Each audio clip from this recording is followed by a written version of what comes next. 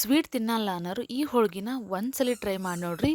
ಇನ್ನೊಂದು ಹೋಳ್ಗೆ ಎಕ್ಸ್ಟ್ರಾ ಹಾಕಿಸ್ಕೊಂಡು ತಿಂತೀರಿ. ನಿಮಗೆ ಏನು ಗೊತ್ತಾ, ಹೋಳಿಗೆ ಮಾಡುವಾಗ ತುಂಬ ಜನ ಹೇಳ್ತಾರೆ ಹೂರಣ ತುಂಬಾ ಮೆದುವಾಗ್ಬಿಡುತ್ತೆ, ತುಂಬ ಅಳುಕಾಗ್ಬಿಡುತ್ತೆ, ನಮಗೆ ತುಂಬಕ್ಕೆ ಬರಲ್ಲ ಅಂತ.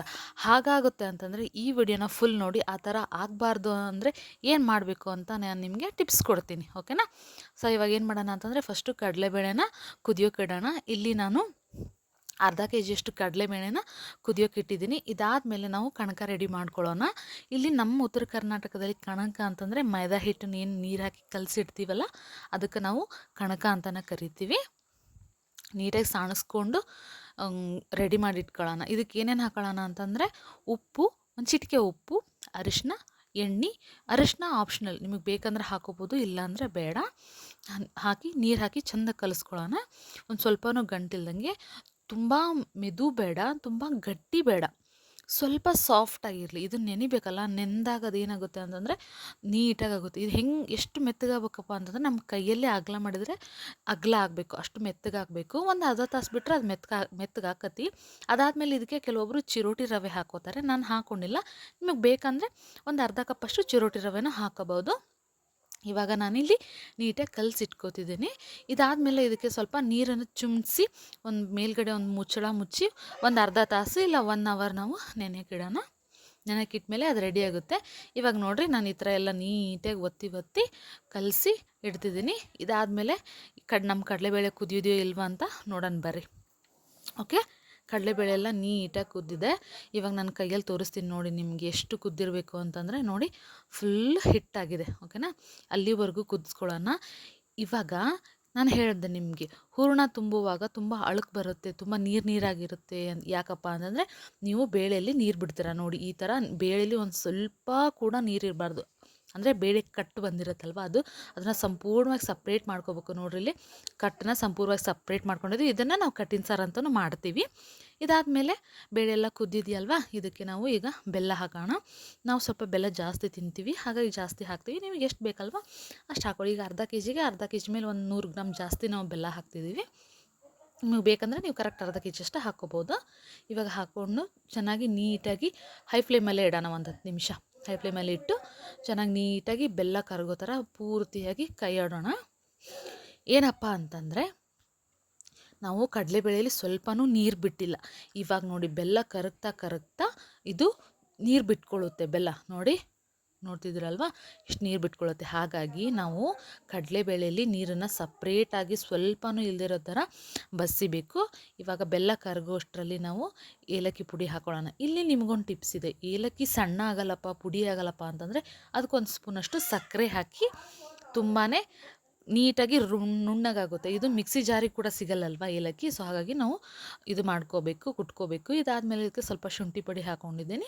ಇವಾಗ ನೀಟಾಗಿ ಎಲ್ಲನೂ ಮಿಕ್ಸ್ ಮಾಡ್ಕೊಳ್ಳೋಣ. ಇವಾಗ ನೋಡಿ, ಬೆಲ್ಲ ಎಲ್ಲ ಕರಗ್ತಾ ಇದೆ, ನೀರು ಬಿಟ್ಕೊಳ್ತಾ ಇದೆ. ಇವಾಗ ನಾವು ರುಬ್ಬಿದರೆ ಇದು ಕರೆಕ್ಟ್ ಆಗುತ್ತೆ, ಓಕೆನಾ. ನೋಡಿ, ಎಲ್ಲ ನೀರು ಹೆಂಗೆ ಬಿಡ್ತಿದೆ. ಆವಾಗ ಒಂಚೂರು ನೀರು ಇರಲಿಲ್ಲ, ಈ ಬೆಲ್ಲ ಎಲ್ಲ ನೀರು ಬಿಟ್ಕೊಳ್ತಿದೆ. ಅಲ್ಲಿವರೆಗೂ ನೀಟಾಗಿ ಕೈ ಆಡ್ಕೊಳ್ಳೋಣ. ಯಾವಾಗ ಬೆಲ್ಲ ಪೂರ್ತಿ ಕರಗುತ್ತಲ್ಲ, ಆವಾಗ ಗ್ಯಾಸ್ನ ಆಫ್ ಮಾಡಿ ಒಂದು 5 ನಿಮಿಷ ಅದು ಆರೋವರೆಗೂ ಬಿಡೋಣ. ಬಿಸಿದೆ ಹಾಕಬೇಡಿ, ಸ್ವಲ್ಪ ತಣ್ಣಗಾಗಲಿ, ಅಲ್ಲಿವರೆಗೂ ಬಿಡೋಣ. ಇವಾಗ ನನಗೆ ಫೇವ್ರೆಟ್ ಪಾರ್ಟ್ ಇದರಲ್ಲಿ ಏನಂತಂದರೆ, ಕಡಲೆಬೇಳೆನ ಬೆಲ್ಲ ಹಾಕಿ ನಮ್ಮಮ್ಮ ಕುದಿಸಿದ್ರೆ ಸಾಕು, ಸಪ್ರೇಟಲ್ಲಿ ಒಂದು ಪ್ಲೇಟಲ್ಲಿ ಹಾಕ್ಕೊಂಡು ಬಿಸಿ ತುಪ್ಪ ಹಾಕ್ಕೊಂಡು ತಿಂತಾನೆ ಇರ್ತೀನಿ. ನಿಮಗೂ ಈ ಥರ ಇಷ್ಟನಾ? ಹಾಗಿದ್ರೆ ನನಗೆ ಕಮೆಂಟ್ ಮಾಡಿ ತಿಳಿಸಿ, ಯಾರೆಲ್ಲ ಈ ಥರ ಬೇಳೆ ತಿಂತೀರಾ ಅಂತ. ಆ್ಯಕ್ಚುಲಿ ಈ ಪಾಯಸಕ್ಕೇ ಒಂಥರ ಸ್ವೀಟ್ ಏನೋ ಹೇಳ್ತಾರೆ, ನಂಗೆ ನೆನಪಿಲ್ಲ. ನಿಮ್ಗೆ ನೆನಪಿದ್ರೆ ಕಮೆಂಟ್ ಮಾಡಿ. ಇದಾದಮೇಲೆ ಬೇಳೆ ಎಲ್ಲ ತಣ್ಣಗಾಗಿದೆ.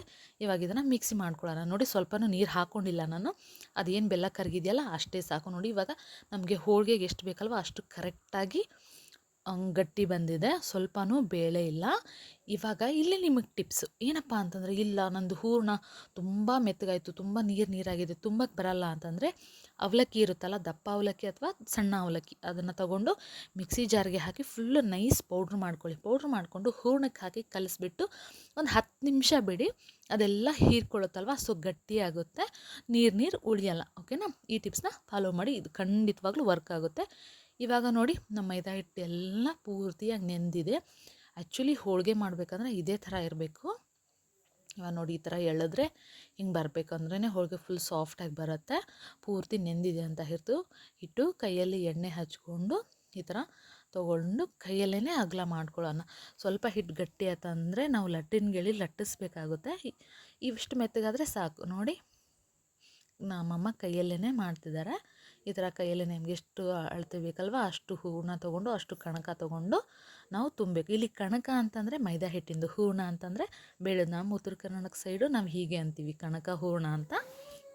ಇವಾಗ ಹೂರಣ ಒಂದು ಸ್ವಲ್ಪನೂ ಹೊರಗಡೆ ಕಾಣದೇ ಇರೋ ಹಾಗೆ ಕಣಕದಲ್ಲೇ ಫಿಲಪ್ ಮಾಡಿ ಚೆಂದಾಗಿ ಹಾಳೆಗೆ ನೀಟಾಗಿ ಎಣ್ಣೆ ಹಚ್ಚಿ ತಟ್ಕೊಳ್ಳೋಣ.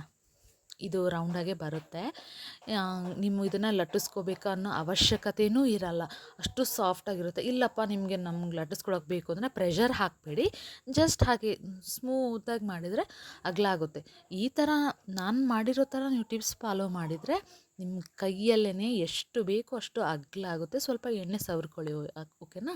ಎಣ್ಣೆ ಇಲ್ಲ ಅಂದರೆ ಆಗಲ್ಲ. ಸೊ ಹಾಗಾಗಿ ಎಣ್ಣೆ ಹಾಕೊಳ್ಳಿ. ನೋಡಿ ಎಷ್ಟು ಈಸಿಯಾಗಿ ಹೂ ಥರ ನಮ್ಮದು ಹೋಳಿಗೆ ಬರ್ತಾಯಿದೆ ನೋಡಿ. ನಿಮಗೆ ಬೇಕಂದರೆ ನೀವು ಲಟ್ಟಣಿಗಳು ಮಾಡ್ಕೊಳ್ಳಿ, ಆದರೆ ಒತ್ತಬೇಡಿ, ಜಾಸ್ತಿ ಪ್ರೆಷರ್ ಕೊಡಬೇಡಿ, ನೀಟಾಗಿ ಮಾಡಿ. ಇವಾಗ ತವ ಕಾದಿದೆ.